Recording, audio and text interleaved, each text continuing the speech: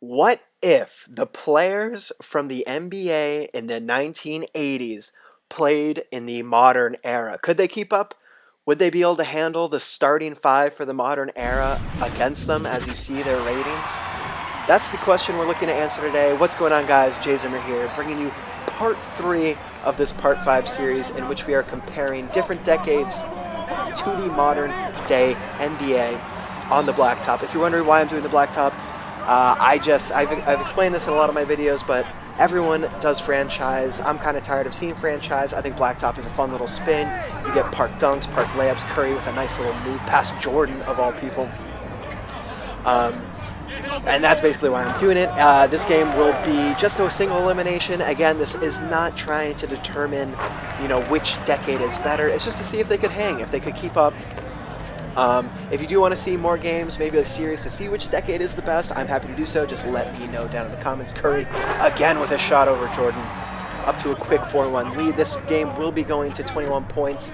And yeah, I guess I'll talk about the lineups a bit. If this is your first video, I highly recommend you check out the 60s and the 70s era as I go into more, or the 60s one I go more in depth in terms of the modern era players. But basically I have Curry at the 1, LeBron at the 2. He can play everything. Kevin Durant at the 3, another guy who can play everything. Giannis at the 4, and Jokic at the 5. If you want to know my reasoning behind all that, again, check out the 60s video. I go more in depth there. The 2 that most people would probably question is LeBron at the 2.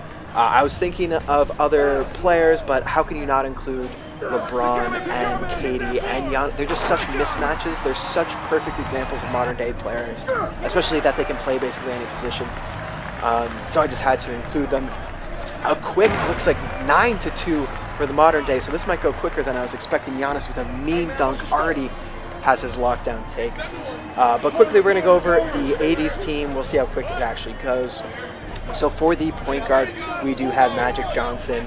I don't think he needs much introduction. We're getting into the decades where most people are starting to know these players versus the 60s and 70s. He's an absolute monster. 3 MVP awards, like, come on. 5 championships, including 3 finals MVPs. What more can you ask for a point guard? Also, one of the first, probably I would consider oversized point guards. He could shoot a little bit, but he was sort of, kind of a Ben Simmons who could shoot. That might be a stretch. That might be complimenting Ben Simmons a little too much because Magic Johnson is obviously on an upper echelon compared to Simmons. At this point, Simmons is obviously young. At the number 2, we have the one, the only MJ, Michael Jordan. Obviously, the 80s was sort of where he was coming into the scene, already entering his stride. So for him specifically, I used 80s Jordan. You can choose 80s or 90s or the all-time. I used the Jordan from the 80s. I thought it would be more fitting because the 90s, he clearly stepped it up to a whole nother level that we haven't really seen since, at least in the shooting guard position. I don't think I need to explain him more. You all know MJ. So yeah, for the small forward, we do have Larry Legend, Larry Bird, debatably one of my favorite players of all time. Celtics are my favorite team, and Larry Bird, I mean, the stories about him, his trash talk, his winning the 3-point contest in warm-ups. What else could you want? He showed up saying who's competing for second place.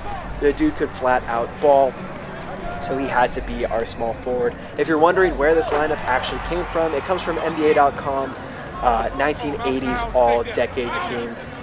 I figured that would be a reasonable choice. That way it's not my bias.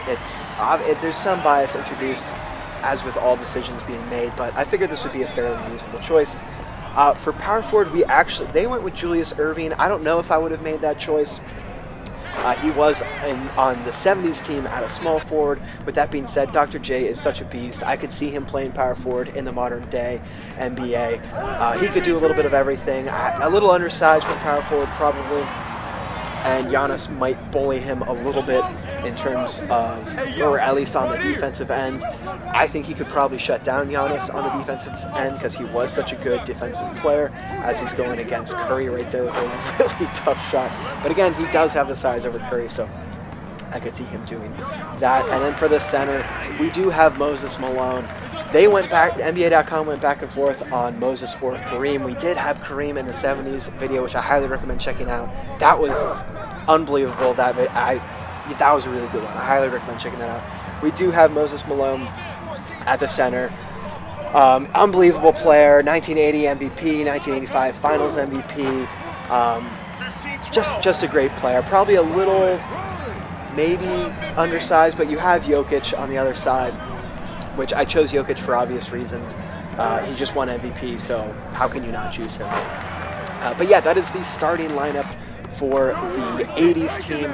Let me know what you think of that starting lineup, if you would have changed it in any way. Same with the modern, if you would have changed it. I'm happy to always do this again. LeBron almost went for the contact dunk right there, but had a nice little layup instead. I don't know why I would call that a little layup. I mean, he's 6'9", for God's sakes. He is just beasting. Currently, Jokic with a nice little hop step, holding his own against these players.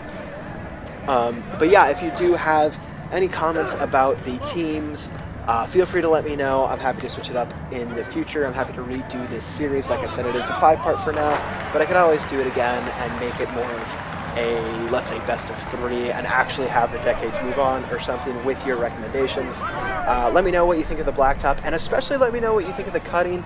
You'll see at the end when I show player statistics, there's a lot of misses. I don't think you guys are that interested in that. If you are, though, if you want to see full length, to put it into perspective, this would have been about a 21-minute video, including all the misses. It's just how AI work in this game. But I'm happy to do so if you want Curry with a nice pull-up J, 20 to 15. I guess that means I should probably hop in. I don't know if I already mentioned, but this does go to 21 points. So typically when it gets towards the end, I like to commentate a little more as if I'm watching with you. So we have Bird going against Giannis. What a matchup if we could actually see that. Bird with a really tough shot, though, is unable to get that to go. Giannis, obviously an unbelievable defender and just so oversized for his position, so probably would be tough for Larry Bird. LeBron driving on Dr. J, an awkward shot, unable to get that Bird on the board. Jordan coming up court. How great would it be to actually see MJ going against LeBron? If you've made it to this point in the video, who are you taking, MJ or LeBron, in a one-on-one?